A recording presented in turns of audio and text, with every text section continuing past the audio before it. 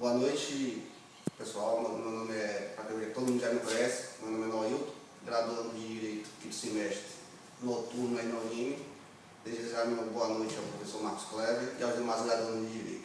Bom, primeiramente, pedir desculpa a todos os senhores e as senhoras pela minha ausência. Por motivos óbvios, né? Estar trabalhando, não pude comparecer hoje para fazer a apresentação, mas não pude me furtar desse privilégio de participar, pelo menos para fins de aprendizado, né? Deixar aqui minhas breves considerações a respeito do tema que é a curatela. Antes de adentrar a minha sinopse do que seria a curatela, eu achei de matérias interessante fazer uma distinção entre os dois institutos, né? A tutela e a curatela.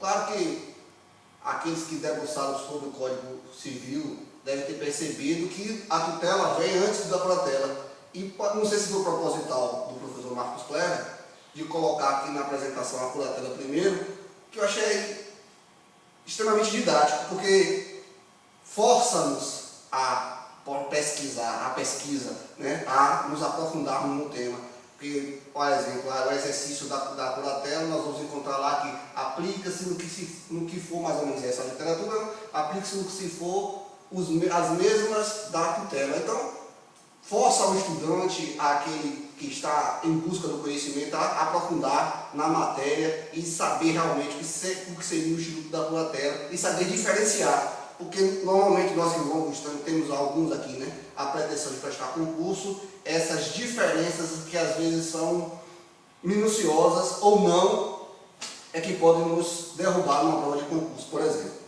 Eu acho interessante fazer a distinção, por exemplo, que são institutos de cuidado, né? Quando se fala em tutela e curatela, fala-se em cuidado, em proteção, em proteger alguém. E esses dois institutos existem algumas diferenças. Por exemplo, a tutela visa a representação ou a assistência do menor, enquanto a curatela traz em sua regra um maior incapaz, com as curatelas especiais, né, como já foi mostrado aqui por Anderson, do nascituro, os enfermos graves e os deficientes físicos. Ou seja, nós temos a curatela daqueles incapazes, da falta de capacidade de discernimento para os atos da vida civil, e o nascituro, que é uma modalidade especial, como aqueles incapazes no sentido da locomoção, cuja locomoção impede de administrar os seus bens, né? Os poderes da tutela são poderes amplos, que é sobre o menor, enquanto o da curatela são em conformidade com a necessidade de proteção. Ou seja, quando há sentença de interdição, né, e se nomeia o curador, tem-se qual tipo de curatela que vai ser especificada. E daí sim vem os poderes. Pode ser uma curatela apenas para a administração de bens, como aquela que recai sobre o pródigo, por exemplo. Provavelmente voluntário, né? E a tutela, enquanto a curatela é um deferimento pelo magistrado, é uma decisão judicial, uma decisão de interdição, né? Uma decisão de nomeação de curador. Enquanto a tutela tem sua espécie testamentária, eu posso por testamento deixar bastante tutor fulano de tal, legítima e dativa, a curatela só é legítima e dativa. A tutela é sobre bens e pessoas. Você vai reger absolutamente, dados os amplos poderes, né? Dados os amplos poderes, o menor. Enquanto, já frisado, a tutela não. A tutela pode compreender apenas a administração do bens, como eu já citei do pródigo, né? Ou a curatela de deficiente físico, uma curatela especial. O caráter da tutela é temporário, ou seja, enquanto perdurar a menoridade.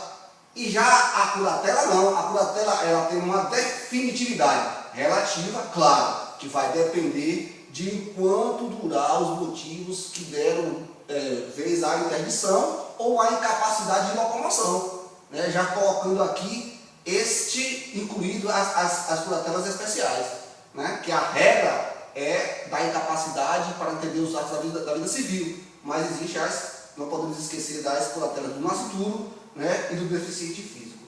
A curatela seria um suplemento então da capacidade, requer a certeza dessa capacidade que por vezes se dá por meio da interdição. Mas lá vale salientar que nem todo curatelado é um interdito. Nem toda curatela tem necessariamente o caminho da interdição. Por exemplo, a interdição do nascituro, ele nem personalidade tem ainda. Ele tem o quê?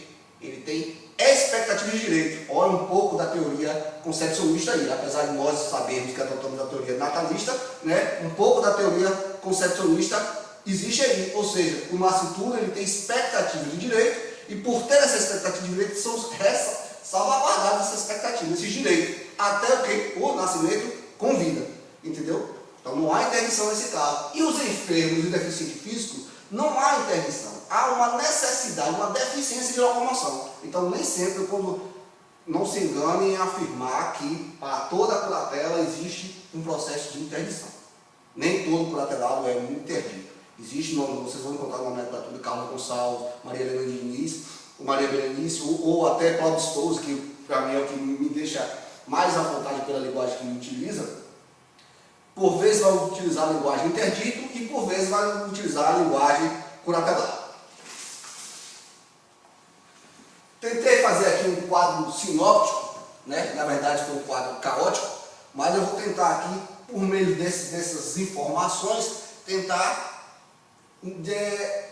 mostrar o caminho, né? O que seria, como se chega até a curatela. É uma matéria, é um instituto não só de direito material, né? Mas também de direito processual. Nós vamos encontrar no capítulo do Código de Processo Civil curatela aos interditos, né? Então existe uma preocupação também no Código de Processo Civil em relação a isso, em relação ao instituto da curatela. Então o que é que nós vamos salientar aqui? Sujeitos à curatela. Quem são as pessoas que podem ser curatelados, né? No Código de Processo Civil, a princípio, nós temos o que? Um rol exemplificativo, que se grife, exemplificativo, daqueles que possuem, né, incapacidade absoluta ou relativa.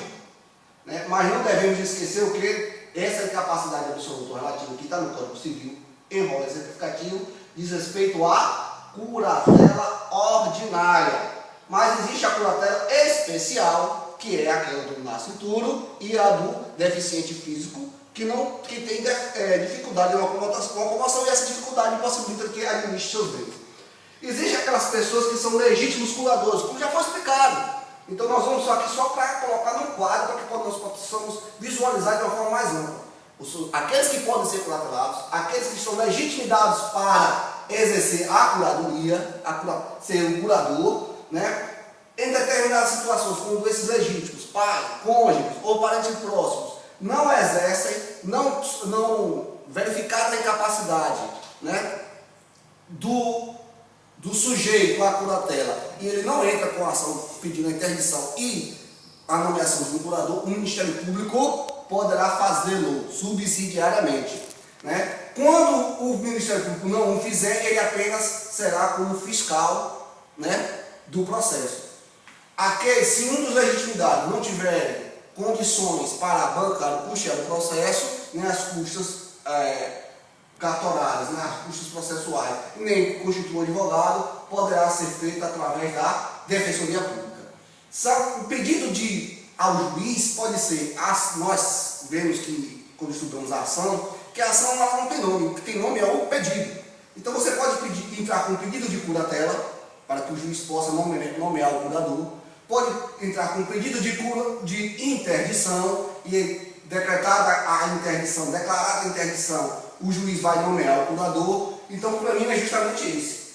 O juiz subsidiado, né, assessorado por um profissional técnico da área de saúde, claro, né, de psiquiatria, vai decretar ou não a interdição daquele sujeito.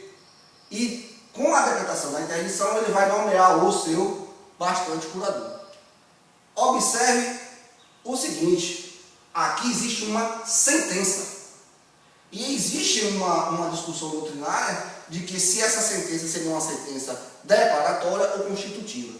Maria Berenice, como também Pablo Stolz, nos ensinam, e eu vou nesta corrente deles, de que é uma sentença constitutiva. E explica no seguinte sentido, que apesar de declarar uma incapacidade através da interdição, ele declara essa incapacidade através da interdição, a sentença se constitui com direitos a partir da sua promulgação. A partir da sentença que se constituem os direitos e deveres do curador e se constitui realmente a interdição. Interessante frisar que, nesse sentido de a partir da sentença, os atos praticados pelo curatelado, pelo interdito, são nulos.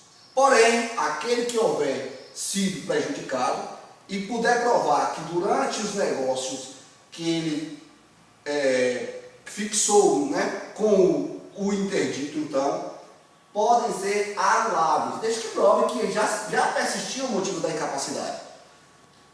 Outra coisa que é importante colocar nesse quadro é contra o levantamento da interdição, que é o caráter, que a princípio a interdição é definitiva, porque você não tem como precisar, não, ele vai ficar incapacitado até tantos anos, depois ele vai recobrar o conhecimento, o seu discernimento para os atos da vida civil. Não tem como, é impreciso. Porém, poderá se fazer o levantamento dessa interdição, se conseguir provar que os atos que motivaram a interdição são suprimidos, não existem mais. E para finalizar este quadro, nós temos aqui que o tipo de curatela, né, pode ser recaído tanto sobre a pessoa, quanto apenas sobre o patrimônio, como é aquele caso específico, por exemplo, do código. Né? O código pode estar livre para realizar os atos da vida civil, desde que não envolvam a administração do seu patrimônio. Pode casar? Pode, agora não pode celebrar pacto nupcial. O curador tem que participar na escolha do regime de bens do código.